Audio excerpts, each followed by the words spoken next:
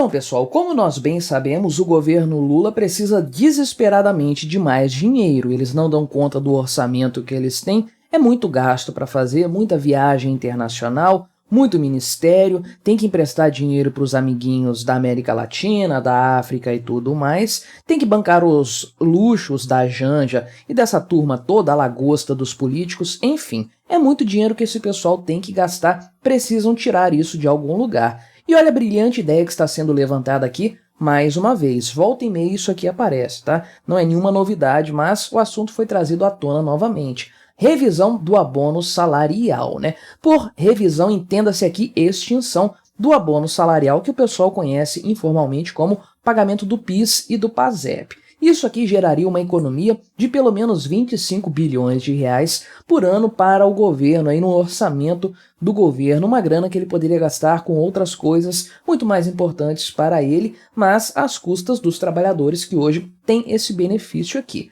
Então vamos conversar sobre essa história, ver a possibilidade de o PIS realmente ser extinto de forma definitiva, de onde vem esse dinheiro, como ele é usado e se isso é uma boa ideia no final das contas. Mas antes disso, deixe o seu like e o seu comentário neste vídeo, se inscreva no meu canal se você ainda não for inscrito, considere se tornar membro patrocinador do meu trabalho. Com valores a partir de R$ 1,99 por mês, você me ajuda bastante dessa forma, pode ter certeza disso, né? Então, o abono salarial, conforme eu adiantei, é o tal do PIS, que o pessoal chama, o PASEP também, que isso aí é destinado para pessoas que recebem até 2 salários mínimos, em média, por mês, soma-se a remuneração do ano todo da pessoa ali e faz uma média salarial. Se a pessoa recebe, em média, 2 salários mínimos aí e ela já está inscrita no PIS, ou seja, teve carteira assinada há pelo menos 5 anos, então ela passa a ter direito a receber esse benefício que é pago uma vez por ano e equivale a um salário mínimo.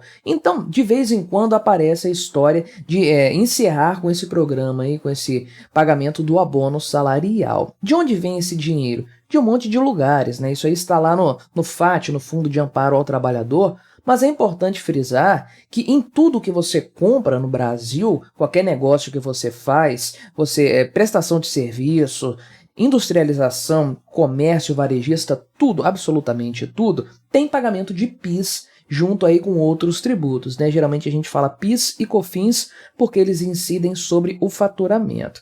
Então, em tudo que se negocia no Brasil, há o pagamento do PIS. Originalmente isso aí, como o nome sugere, foi criado um percentual pequeno, tipicamente 0,65% do valor da venda, né, do valor do faturamento aí, mas então isso foi criado justamente para gerar uma base de amparo ao trabalhador. Então esse dinheiro já foi previsto, essa fonte de receita foi prevista para esse tipo de coisa aí. Só que é uma montanha de dinheiro que fica acumulada com o governo e é gasta todos os anos, né? Tem aqui a previsão deles, a expectativa 25 bilhões de reais por ano, né? Então, o número de forma mais precisa aqui. O custo anual do abono salarial é mais de 20 bilhões de reais atualmente, mas em 2026 ele vai chegar a 28 bilhões e 37 bilhões em 2033, caso as regras atuais sejam mantidas. Então, realmente é bastante dinheiro aqui, e conforme eu falei no início deste vídeo, o governo está atirando para todos os lados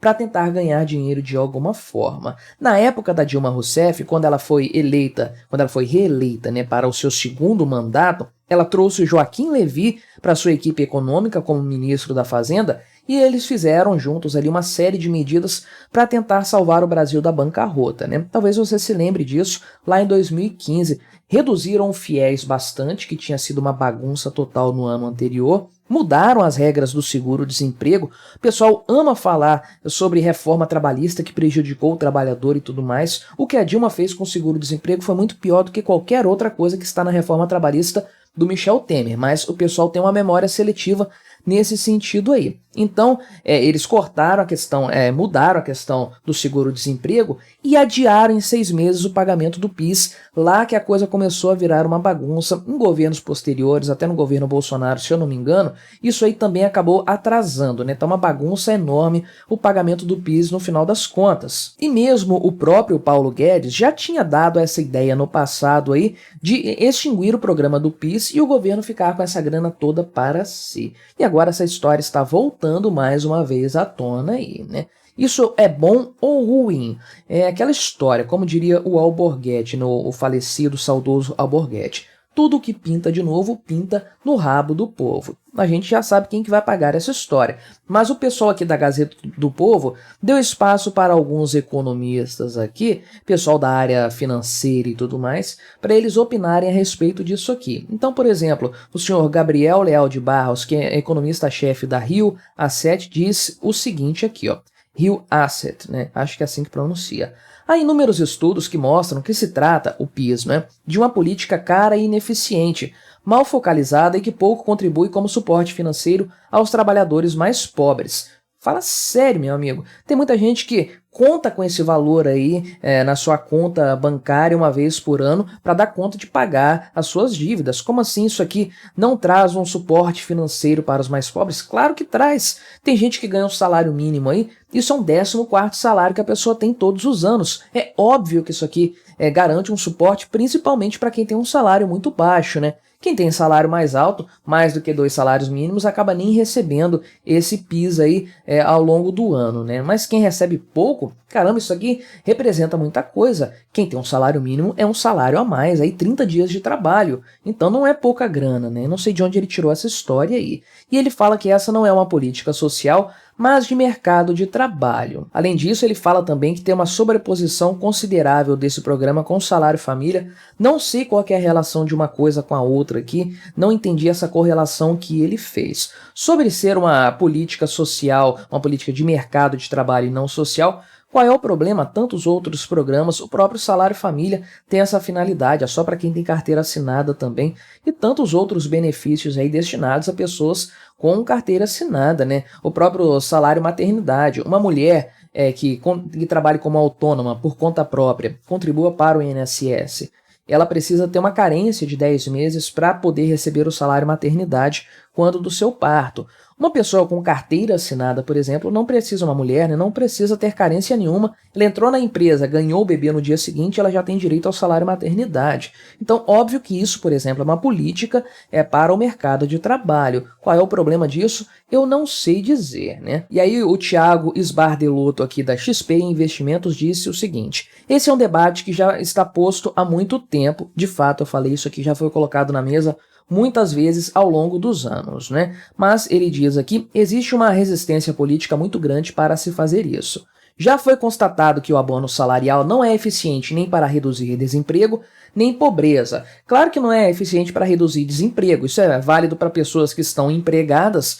Não tem nada nesse abono salarial no PIS que seja voltado para o combate ao desemprego. Nem todo programa precisa combater o desemprego no final das contas, né? Mas ele afirma também que isso não é útil sequer para combater a pobreza. Trago novamente o ponto que eu falei. Como assim o cara que ganha um salário mínimo, que é uma pessoa pobre, portanto, ter um 14º salário, um salário extra todo mês, o equivalente a 30 dias do seu trabalho a mais de salário no ano, como que isso aí não vai combater a pobreza do cara, não vai reduzir a pobreza? Tem muita gente que depende disso aqui. Não sei em que mundo esses especialistas vivem, esse pessoal aí lá da Faria Lima, né? Então, existem aqui 3 opções possíveis, que o primeiro especialista lá, que é o cara lá da Rio Asset, né, o Gabriel Leal de Barros, ainda por cima, meu xará, né? Ele colocou 3 possibilidades aqui. A primeira possibilidade seria o fim imediato desse programa aí, o que daria um ganho fiscal da ordem de 300 bilhões de reais em 10 anos. A segunda opção aqui seria uma extinção gradual em 4 anos, que teria um pouco menos, 272 bilhões de reais em 10 anos de economia para o governo.